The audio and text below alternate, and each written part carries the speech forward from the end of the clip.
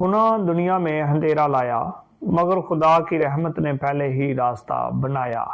मसीह यीशु के अजीम नाम में आप सबको सलाम। और एक बार फिर एक बाइबल स्टडी गाइड के साथ आप सबों की खिदमत में हाजिर हूँ कि जिस तरह हम बाइबल मुकद्दस की पहली किताब जो पैदाइश है उसका मुतालिया कर रहे हैं। आज मुतालिया के लिए, बाइबल स्टडी के लिए जो बाब हमने चुना है वो तीसरा बाब है। और तीसरे बाब के अंदर हम जब पढ़ते हैं तो तीसरे बाब की 15वीं आयत हमें बताती है कि भाई पहली बार निजात दहिंदा यीशु मसीह के आने का वादा, यानी ये पहली खुशखबरी है जो हमें पैदाइश की किताब उसके तीसरे बाब की 15वीं आयत में मिलती है कि जब खुदा ने इंसान के साथ वादा किया। तो पहला नुक्ता यहाँ पर देखते हैं कि कामिल शुरुआत और खतरनाक मुकालमा।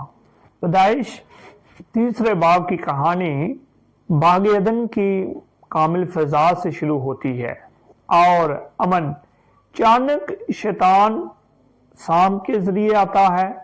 शैतान आज भी यही तरीका इस्तेमाल करता है, खुदा के कलाम पर शक डालना, हुक्म को तोड़ मरोड़ कर पेश करना, झूठ को फायदा बनाकर दिखाना, गरूर और खुद मुख्तारी का बीज बोना।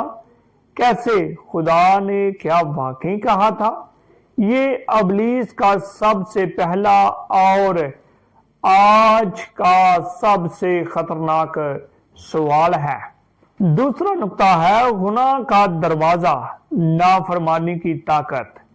हवा ने फल देखा, फल अच्छा लगा और सोचा कि ये अकल देगा।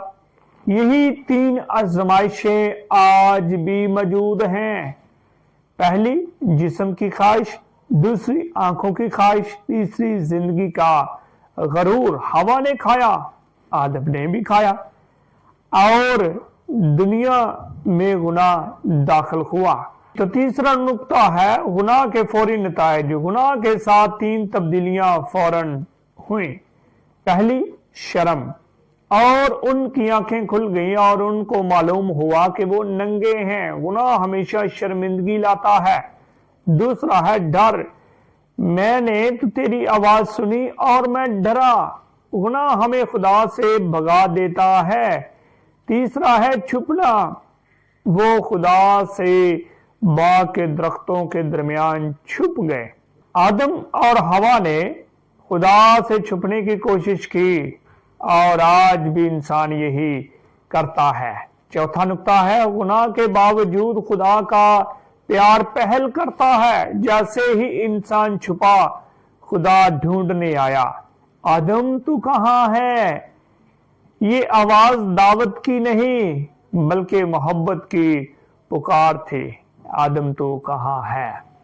5वां नुक्ता है पहला वादा, निजात दहिंदा आने वाला है। पैदाइश तीसरे बाब की 15वीं आयत में खुदा ने सबसे पहले शैतान को मुखातिब करता है और फिर ऐलान करता है कि औरत की नस्ल यानी यीशु मसीह शैतान के सर को कुचलेगा, मगर शैतान सिर्फ उसकी एड़ी को जख्मी करेगा यानी सलीब। ये यीशु मसीह की फतह का पहला ऐलान था। 6वां नुक्ता है खुदा खुद लिबास बनाता है।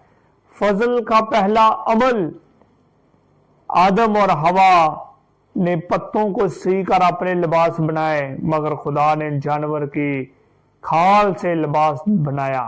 यानी खुदावंद पाक खुदा ने वहां पर जानवर की कुर्बानी दी और आदम और हवा के लिए कुर्ते, चमड़े के कुर्ते बनाए। ये 2 अहम बातें बताती हैं इंसान का हल नाकाम, खुदा का हल कामिल। हालेलुया। और पहली बार एक जानवर की कुर्बानी हुई जो सलीब के साया की तरफ इशारा है।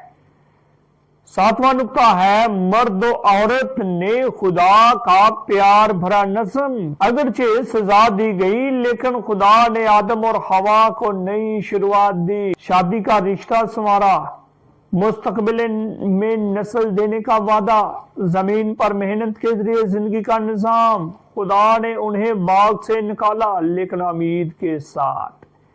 नतीजा एक गिरा हुआ इंसान और ایک اٹھانے والا خدا۔ پیدائش 3 باب میں صرف گناہ کی کہانی نہیں، یہ فضل کی کہانی ہے۔